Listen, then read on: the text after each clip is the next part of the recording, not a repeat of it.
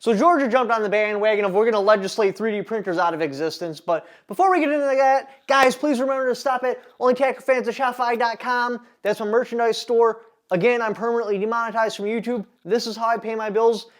Even if you don't buy anything from there, just go check it out. Because maybe there's something there you need and you didn't know you needed it. But let's get into the video. So how did I stumble across this? This was a little bit weird. So I'm scrolling through Facebook, right? And I see this post right here. It's like, Georgia puts out a bill to ban Glock switches. I'm like, retards. Glock switches are already banned by the feds. And the feds are definitely going to take a case. If you have a Glock switch, it's almost guaranteed the fed's going to take the case. Now, in the beginning of the bill, they argue that, oh, you know, we're doing this because sometimes feds don't take the case. They absolutely take the case. You get caught with a machine gun, the ATF's picking it up. That's just what they do. They need to do a bunch of busy work so they don't have to go out and catch real criminals. That's their busy work. But then the more I dug into it, things started to come up really weird. And let's go over that. So, the bill is HB 1127. Okay? Nothing really significant there. Ban Glock switches. Like I already said, I was like, well, the feds already banned Glock switches, so who really cares? Then I started looking at the players involved. Moms demand action and students demand action. I'm like, okay. That's a little bit weird because these activist groups, they're funded pretty well, and they're not going to pay their lawyers and everyone else to come up with these bills that do absolutely nothing. I mean, they are mentally challenged, obviously, because they think that the Second Amendment means something other than what the Second Amendment says. So, you know, maybe that's what's going on here. And then I keep digging. Then an activist day at the Capitol? I'm like, that's a lot of effort for something that would be a nothing bill. What's going on here? I kept digging, and then boom, that's when I stumbled across it. Oh, this is about 3D printing. That's what's going on here. So basically, they're springboarding off of a tragedy, like they always do, and they're trying to attack 3D printing, specifically CAD files. And they're doing it in a couple of different ways. Now, I'm going to explain this to you. Understand, I'm trying to help you 3D printed guys. I'm primarily a gun channel. Me going off onto a 3D printed thing, yes, there's a lot of overlap, but that's something different. Second Amendment and 3D printing, we're talking about First Amendment and Second Amendment. This is a Second Amendment channel. So stop saying you can't stop the signal. Okay, so where's the last time you've seen an AK-47 build party? When's the last time you've seen an AR-15 build party? Same principle. They sure as shit stopped the signal there. They legislated it right the hell out. So let's pretend I'm fear-mongering. What am I trying to sell? Filament? 3D printers? That doesn't even make sense. So please just stop with the whole you can't stop the signal and your fear-mongering and listen to what I gotta say, because this is important. Your hobby, what you guys do, is on the chopping block right now. I'm trying to help. And I'm sorry for coming off that way, and I know I'll get beat up in the comments for it, but please understand, this isn't, I don't have any secret intent here. I'm literally trying to show you what's going on, and this way everybody can fight it.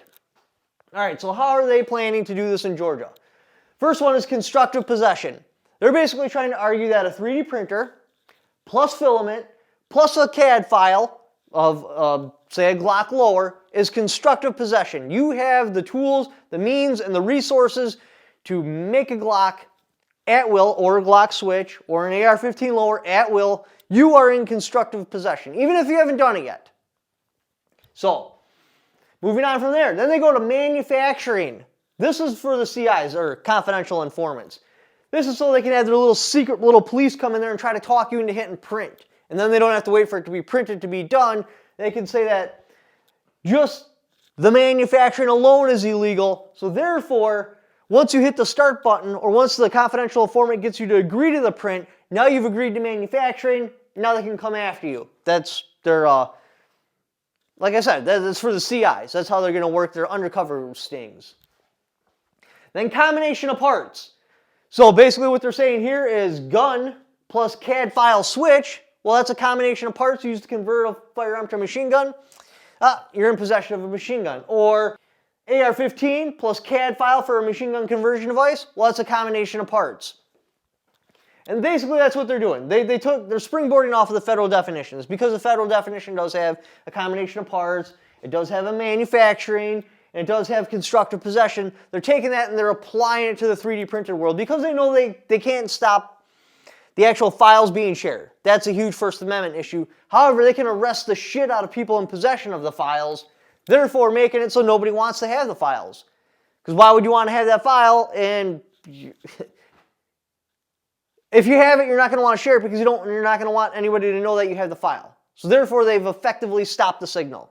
And that's the whole point of this. Now, this is all hypothetical, but if you go and read through the bill, that's really what it looks like the direction it's going to go on. And I might not be 100% accurate with all of this, but it's definitely related to 3D printing. They are trying to legislate out 3D printing, especially for guns. And once you get rid of it for guns, well, what's the next step? Well, the right to repair, so on and so forth. And they want to whittle it down to basically the only thing you can print is purchased files from like Amazon. These are pre-approved files right here. Okay, you guys can print this stuff. You just pay Amazon a little fee. You can download the file. It's a one-time print file. That's what we want 3D printing to be.